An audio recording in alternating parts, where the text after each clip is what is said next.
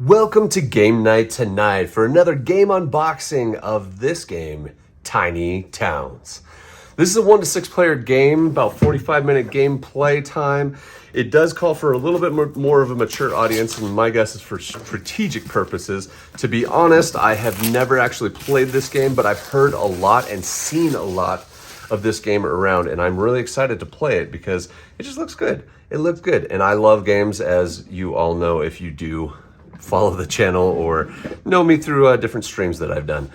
But here we are breaking into it. Tiny Towns. You have the rule book as per usual. You have the objective, what your main goal is in the game. You got different cards, different cubes, different pieces, all the components that are there. Monuments, things that you're going to be building, things that you're going to be doing to accomplish and get the victory points that you need to win.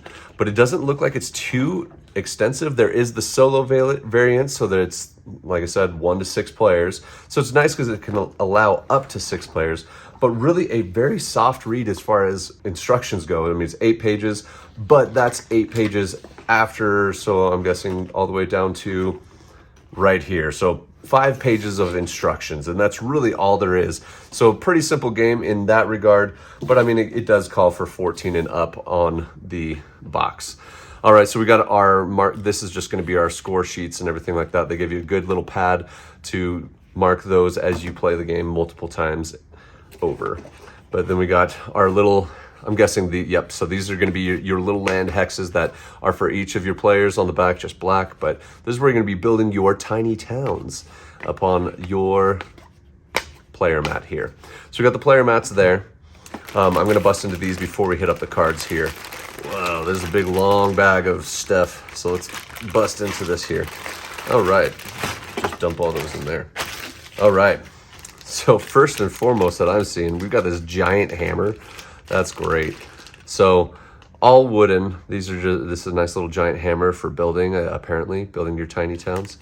And then you've got your citadels or monuments or whatever these are going to be called, but you got those. It's all solid wood, so nice, sturdy. I mean, those little pieces up here could break off at some point, but for the most part, it seems like it's pretty solid as far as the pieces go. But you got a good old hammer, a handful of little monuments there. Let's bust into, looks like this is one of the players. Maybe not actually on this one. Here we go. Our tiny towns. So these are all little like tiny town here. You got a good handful of them. Looks like about 10 or so tiny town things. So I'm not sure how those come into play in the game as you're building your town up. You get those, but bust into a carrot town here, and maybe that is a player token. I'm not sure. 1, 2. So we got 1, 2, 3, 4. It is one of the players. So these are all the different tiny towns. So we got the black town. We got the orange towns that look like a giant carrot growing out of a building. That's exciting.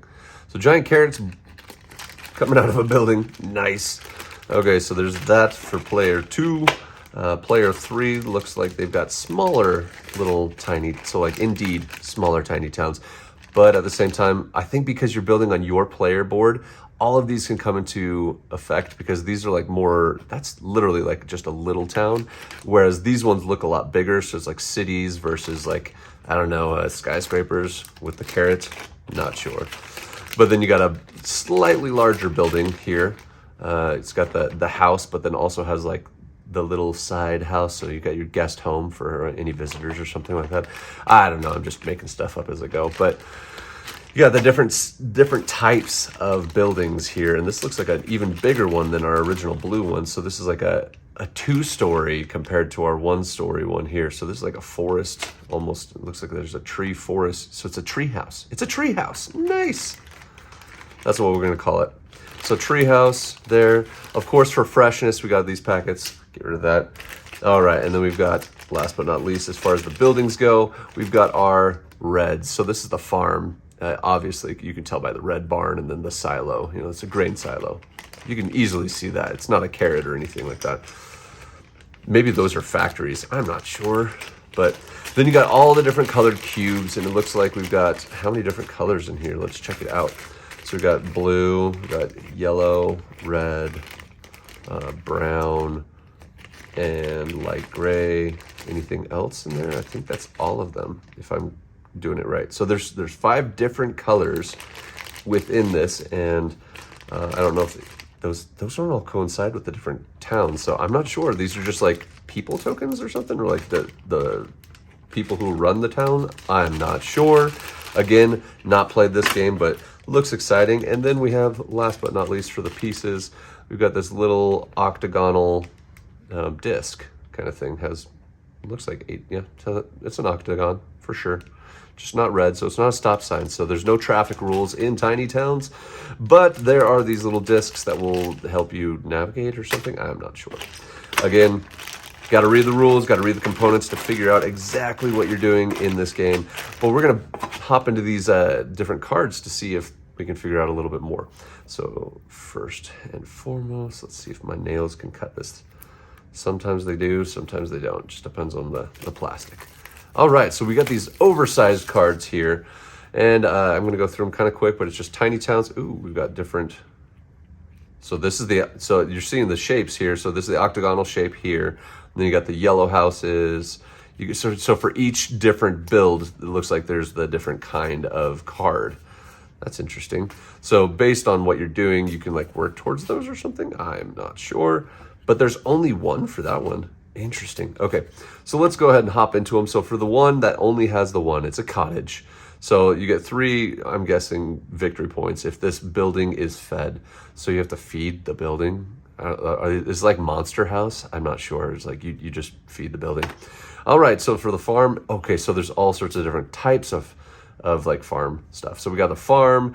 It's going to be doing these kind of things. So I'm guessing like the combinations, you have to have it laid out in the cubes or something like that to feed the building. I'm not sure. You got an orchard. Wow, an orchard. You've got the greenhouse, and I'm going to be going through these kind of quick so you can stop them and look at them, what they actually do here at the bottom, but it has a different pattern for the cubes, and I'm guessing that is the food to be able to feed these things. All right, and then we got factories, so that was all the farm stuff. The black ones are going to be the factories. You got the factory, the warehouse, you got a trading post, you got the bank. Oh, and that's it for those ones. Okay, and then we got Obelisk of Crescent. We got Mandra's Palace. We got Barrett Castle. So these are all just like giant castles. Shrine of Elder Tree. We got Architects Guild. The Statue of the Bondmaker. Grand Mausoleum of the Rodina. Silva Forum. The Sky Baths. Grove University. Cathedral of Katarina. Archive of the Second Age. Fort Ironweed. The Star Loom. Opal's Watch? What? Opal's. Yeah, that's Opal's Watch. Sure. And that's it for all the different monuments that are the pink buildings that you can build. And then you got the Alms House, this is the double high-rise buildings. You got the inn. You got a tavern. Of course, you got to have a tavern in a town. Feast Hall. That's where I would hang out the most. The temple. Oh, wait, we've moved on. So those are the double high-rise. And then we're on to, I guess these are sacred. Okay, so the carrot building is the sacred sites. So you got the temple, you got the chapel, you got an abbey, you got a cloister, and then we're on to the next type of building, which is a tailor. On to the theater, the market, and all these towns are filled with creatures. The bakery, and then these are the different the octagonal spots. You got the well, the fountain, the millstone, and the shed. So those are all the different building cards. It looks like they just take up certain cubes, certain colored cubes for doing that. And based on like where they're at, you're gonna get different victory points.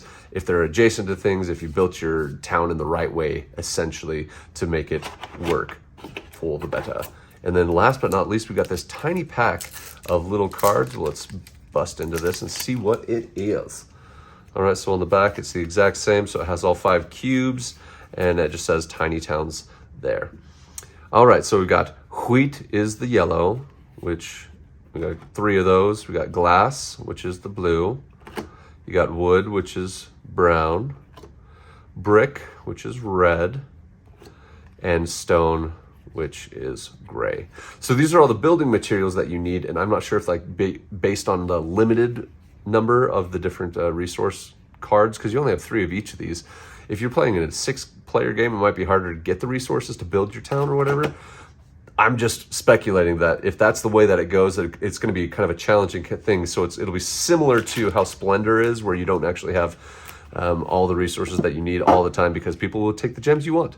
But there you have it for all the stuff. You got the player boards, you got your score sheet, all the different things that you can build. They had underneath there on the cards, you had all the different town things that you could put into your town. Essentially, you got the rule book and instructions as per usual, and there you have it. I'm going to get rid of this little bag. Here's a huge bag, but there you have it for Tiny Towns.